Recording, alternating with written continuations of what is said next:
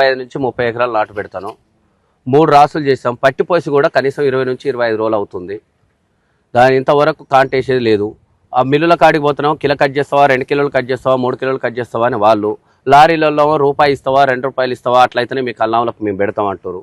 ఈడ సహకరించేటోళ్ళు ఎవరంటే అటో ఇటో ఒక బీఆర్ వాళ్ళు కూలోళ్ళు ఒకటి, మన అగ్రికల్చర్ ఆఫీసర్ ఒకటి, ఆమె ఒక్కటే సహకరిస్తారు తప్ప మిగతా వాళ్ళు ఏ ఆఫీసర్ కూడా ఏం పట్టించుకుంటలేడు. మా ఊళ్ళో ఇప్పటికీ 1,00,000 బస్తాల ధాన్యం, 1,00,000 బస్తాల ధాన్యానికి నెల రోజుల నుంచి 30,000 బస్తాలు మాత్రమే పోయినాయి. మిగిలినటువంటి 70,000 బస్తాలు పోవాలంటే 2 నెలలు కావాలి. ఇప్పుడున్న 15 రోజులు ఇంకొక 15 రోజులు అయితే మురకశిర కారుతొస్తుంది. మేము వడ్లు పోసుకోవాలి. నేను వడ్లు ఎప్పుడు అమ్మాలి, ఎప్పుడు నేను దాన్ని మళ్ళీ పంటకు వేసుకోవడానికి ఉంటుందో అవకాశం ఉంటుంది. నాకు ఇప్పుడు రూపాయి లేదు, మళ్ళీ ప్రైవేట్ వాళ్ళ మీద ఆధారపడవలసి వస్తుంది. రైతు అప్పై చచ్చిపోయినట్టు ఎందుకు చచ్చిపోడు? కానీ ఇదే కదా మేము నాణ్యమైన విత్తనాలు ఇవ్వట్లేము, మేము పంట వండి ఇవ్వట్లేము, మాకు పైసలు సాయం చేయమంటలేము. మేము పండించిన ధాన్యం మద్దతు ధర కాడికి కొనమని మేమంతలో మేము రైతులం కష్టపడి ట్రాక్టర్ల ద్వారా తీసుకొచ్చి మీ ఐకేపీ సెంటర్లో పోస్తే కూడా మీరు ధాన్యాన్ని కొనలేని స్థితిలో ఉన్నారంటే ఎంత దారుణం. ఇన్నేళ్ల నుంచి ఇదే బాధ మాకు. మేము చేయాలా వ్యవసాయం ఊకోవాలన్నా, లేదంటే వద్దంటారు రైతులను, వద్దురా నాయన మీరు వద్దు వ్యవసాయం చేయకూరి పంట వండియకూరి అంటే చెయ్యి, మాకు ఇంత బోయ పెడితే మేము కూడా బంద్ చేస్తాం. వ్యవసాయం ఎందుకు ఇదంతా లొల్లి, మాకు మీతో పంచాయతీ పెట్టుకున్నాడు ఇవన్నీ చేసుడు. చదువు ఫ్రీ వచ్చి ఇంత బోయ పెడితే మాకు కూడా ఈ లొల్లి ఉండదు. పిల్లల చదువుల కోసం అని కష్టపడితే నువ్వు ఒడ్డు కొనకపోతివి. 20-25 ఎకరాలు 30 ఎకరాలు కూడా రాశులు పోసుకొని ఏం చేయాలి? నెల రోజుల నుంచి కనీసం 20,000 పెట్టి నేను ఒక పట్ట కొనుక్కొస్తే దాని మీద కుక్కలు ఎక్కి ఇది వచ్చి గాలిలో వచ్చి మొత్తం ఉన్న కాడికి పట్ట ఇరిగిపోయింది. ఒక పంటకు వచ్చేసి 20,000 ఒక పట్ట ఖరాబ్ అయిందంటే నేను ఎన్ని లాస్ అవుతున్నట్టు. ఇప్పుడు ప్రతిసారి ఇదే లొల్లన్న, వడ్లు వచ్చినాయంటే చాలు ఎన్ని కట్ అవుతాయి, పోతున్నా 1000 బస్తాలు పోతున్నాయి, 10 బస్తాలు తీసేయాలా, 20 బస్తాలు తీసేయాలా, 30 బస్తాలు, ఇదే లొల్లి. ప్రతిదానికి తరుగు, ప్రతిదానికి బస్తా కిలా 2 కిలోల, బస్తా కిలా 2 కిలో, ప్రతిరోజు ఇదే లొల్లి. దానికి తోడు లారీలు దొరికిరు మాకు. ఏమన్నంటే మాకు 2 రూపాయలు ఇస్తారా, మీ కల్లాములు ఇస్తలేరు, మేము ఆ కల్లాలో పోతాం, ఈ కల్లాలో పోతాం, ఇదే లొల్లి. మామూలు టార్చర్ లేదన్నా. పెట్టుబడి సంగతి దేవుడు ఎరుగన్నా. ఇప్పుడు పోతే బాగుండదు. ఇప్పుడు వాన పడ్డదనుకో అన్న, ఇప్పుడు నాదొక 23 రాసులు ఉన్నాయి, ఒక రాశి 20 ఎకరాలు రాశి, దానికి వాన పడ్డదనుకో దాని కింద 20 బస్తాలే ఖరాబ్ అవుతాయి, 30 బస్తాలు ఖరాబ్ అవుతాయి. మళ్ళీ దానికి తోడు జేసీబీ తర్రబోయాలి. ఇప్పుడు దాన్ని ఏం చేయాలి ఏమంటారు, ఇప్పుడు ఐకేపీ వాళ్ళు ఏమంటారు, అయ్యా కిందంగా 10 కాదు, అది కూడా న్యాయమే కదా.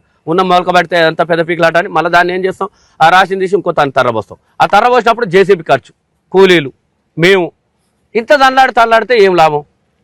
దయచేసి ఏందంటున్నంటే కలెక్టర్ గారుగా పోయినసారి కలెక్టర్ బాగుండే, 2-3 సార్లు వచ్చిండు, మార్కెట్లో చాలా బాగా చేసిండు. ఎవరైతే ఆయన హనుమంతరావా ఏమో ఉండే, హనుమంతరావు సార్ బాగా చేసిండు. అయ్యా మా కళ్ళానికి 3 సార్లు వచ్చిండు. ఒలిగొండ మండలంలో పెద్దదయ్య అన్నాడు, వచ్చి చేసి చాలా తిప్పలవాడు. ఈసారి కలెక్టర్ సంఘ దేవుడు ఎరుగు, ఆయన వచ్చిన దాఖలాలు కూడా పాపం ఆయన దేవుడయ్యా రైతులకు. ఎవరైతే ఆయన బాగా చేసిండు. సకాలంలో వడ్ల కొనుగోలు అయిపోతా ఉన్నాయి, ఎక్కడ కూడా రైతును ఇబ్బంది పెట్టట్లేదు. ఒకవేళ ఇబ్బంది పెట్టినట్టయితే రైస్ మిల్లు కావచ్చు, అక్కడ ఉన్న అధికారులను సస్పెండ్ చేస్తామని చెప్పేసి ప్రభుత్వం చెప్తాం. అన్న మేము ఆరోపించటానికి మేమేమో రాజకీయ నాయకులం కాదు, మాకు వచ్చే ఫలితం లాభం లేవు, ఒకరి మీద రాయాల్సిన పని లేదు. మీరు చూస్తున్న ప్రకారం మీ దగ్గర రాసులు కనబడితేనే ఫోటోలు తీసే ఇవ్వండి అన్న. అన్యాయం చేయమని ఒకరి నోట్ల మనం వచ్చే ఆలోచన మాకు లేదు, ఆ అవసరం కూడా లేదు. ఏ ఆఫీసర్ను కూడా మేము దూయబట్టదలుచుకోలేదు. కాకపోతే ఏంటంటే మా అందరూ దయచేయమంటున్నాం, దయచేసి వడ్లు కొనమని డిమాండ్ చేస్తున్నాం తప్ప మేము ఎవరిని కూడా బురద వెళ్ళాలి, మేము రాజకీయ నాయకులం కాదు, ఇంకో రాజకీయ వేరే ఆఫీసర్ల మీద ఇంకో రాయి వేయడం వల్ల మాకు వచ్చే లాభం కూడా లేదన్న. మేము రైతులం, అన్నం పెట్టే రైతులం, మాకు సాయం చేయమంటున్నాం. మీకు అన్నం పెడుతున్నందుకు మాకు సాయం చేయమంటున్నాం. డిమాండ్ కొనుగోలు గతంలో జరిగిందా? ఇంత దారుణంగా జరగలేదన్న, ఇంత దారుణంగా జరగలేదు, చాలా దారుణం అవుతుంది. ఎవరు పట్టించుకుంటారు లేరన్న, సివిల్ సప్లై ఆఫీసర్ పట్టించుకున్న లేరు అన్న. 1,00,000 బస్తాలు అవుతుంది, ఒక ఎంఆర్ఓ గారు 2-3 సార్లు వచ్చారు, మీద డిస్ట్రిక్ట్ లెవెల్ ఆఫీసర్ ఒక్కనాడు కూడా రాలే అన్న. మా కల్లాంలకు 1,00,000 బస్తాల ధాన్యం ఇలా పెట్టుకొని 70,000 బస్తాలు రైతులు మీద పెట్టుకొని ఉన్నామన్నా. మేము చెప్తున్నాం కదా, రేపు తెల్లారంగా వచ్చి చేయమనండి. ఇదే మాట, ఇదే దాంట్లో నేను 3-4 రాస్తా. ఇది ఎక్కడి పద్ధతి అన్న? 80% అన్న. మీరు ఒక్కసారి ఇటు కుప్పలు రివర్స్ తిప్పితే కెమెరాలు మీకు రోడ్డు దాకా కుప్పలు కనబడుతున్నాయి కదా. మేము ఉత్తగా అయితే చేయం కదా, ఒకరి మీద రాయాల్సిన అవసరం లేదు కదా. ఇవన్నీ దొడ్డోడ్లేనా? అన్ని దొడ్డోడ్లు. మేము తినే మందం మాత్రమే సన్నోట్లు పెట్టుకుంటాం, అంటే దిగుబడి తక్కువ వస్తుంది అన్న. ఏ రైతు అయినా 10 రూపాయలు మిగిలానే చేస్తాం, కానీ లాస్ కావాలని కాదు కదా. మేమేమంటున్నాం, మా మందం. అదే ఆ కారణం ఏమన్నా చెప్తున్నారా? దొడ్డోడ్లు కాబట్టి తీసుకోవట్లేదు అన్నటువంటి కారణం. దొడ్డోడ్లు అంటే అన్న, వాళ్ళు ఫస్ట్ ప్రోడక్ట్ చేసేటప్పుడే విత్తనాలు ఇవ్వకపోతే మేము వేయం. విత్తనాలు ఇస్తే ఎరువులు ఇవన్నీ చేస్తుంది, పంట పండిస్తుంది, అన్నీ చేస్తుంది, ఇతరాలు ఇచ్చినప్పుడు మళ్ళీ ఇప్పుడు నువ్వు కొనానంటే ఎట్లన్నా మేమేం చేయం? మరి ఏం చేసి బతుకు? ఇప్పుడు మేము చేసేది వ్యవసాయం, నీళ్ళు ఉన్నాయి, పంట పండించినాం, కొనమంటున్నాం, మేమేం చేయాలి చెప్పు? మీరు అనేది కరెక్టే, దొడ్డొడ్లు మేము కొనము అంటే మరి మేమేం చేయాలి? మా భూములల్లో మూసి ప్రాజెక్టు కింద వేరేది పండదు. మా బెల్ట్ కింద సరే పోచంపల్లి మండలం కానీ ఒలిగొండ మండలం కానీ మూసి బెల్ట్ కింద వేరే పంటలు రావు. మాకు వచ్చిందల్లా వరి తప్ప మేమేం పండియం.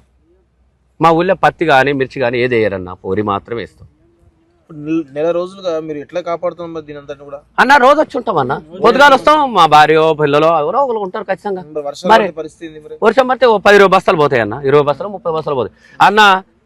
ఇప్పుడు వాడు ఎలకలు తినంగా, వీళ్ళు మిల్లులో తినంగా, లారీలో తినంగా మిగిలిన వాడి 70 బస్తాలు వచ్చేది 60 బస్తాలు వస్తుంది అన్న. ఏం చేస్తావు? దరిద్రం కదా. నాకు తెలిసిన కాడికి వృధా తెలివి తక్కువ వాడు అంటే రైతే అన్న. వేరే వాడు వాళ్ళు అందరూ మంచోళ్ళే, రైతులు ఒక్కలే తెలివి తక్కువ ఎడిగుద్దోలు. నేను చెప్తున్నా కదా, రైతులు తప్ప భూమి మీద వేస్ట్ జన్మ ఉందంటే రైతుదే, మంచి జన్మ కాదు. ప్రతి ఒక్కరిని బతలాడు. నా పంటకు నేను ధర నిర్ణయించలేని స్థితిలో ఉన్నప్పుడు నేను చేసే వ్యవసాయం ఎందుకు?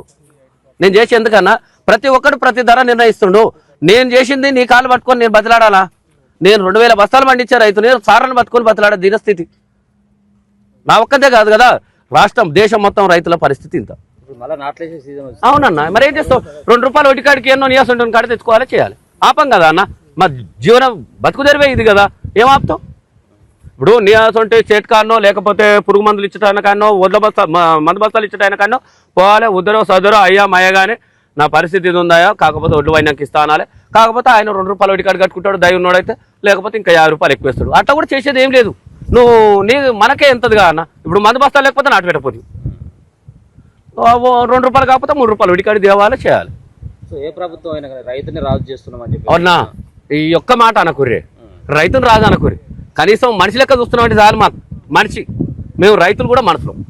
రైతు రాదొద్దు, మీరు చేయవలసిన పని లేదు, మమ్మల్ని ఓటు చేయడు. ఎంతసేపు చెప్పినా ఓట్లకు వాడుకున్నాడే, ఏ గవర్నమెంట్ వచ్చినా ఎవరు వచ్చినా అంతా మమ్మల్ని వాడుకుంటోళ్ళే కానీ మమ్మల్ని రాజొద్దు. కానీ మనుషులు లెక్క చూడరు. ఎక్కడికన్నా పోతే విలువిస్తే చాలు రైతు అని, విలువ ఉంటే చాలు. కనీసం దయచేసి ఒడ్లు కొంటే చాలు. ఇప్పుడు తాడిపత్రి కూడా పెద్ద ఖర్చే కదా ఇది. అన్న మేమే పెట్టుకుంటాం అన్న, గవర్నమెంట్ ఎందుకు ఇస్తుంది? ఎవరు ఇయ్యారు కదా.